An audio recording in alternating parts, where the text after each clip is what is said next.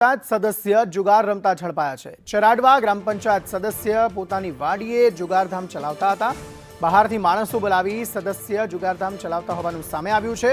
હળવદ પોલીસે વિજય માકાસણા સહિત 4 ને ઝડપી પાડ્યા છે। જગદીશ પરમાર વધુ માહિતી આપી રહ્યા છે। જી જગદીશ। અંકિત, જે પ્રકારે વાત કરવામાં આવે તો શ્રાવણ મહિનાની હવે તૈયારી છે અને જુગારધામો પણ પૂરજોશમાં ખુલ્યા હોય તેવું હાલ તો જોવા મળી રહ્યું છે।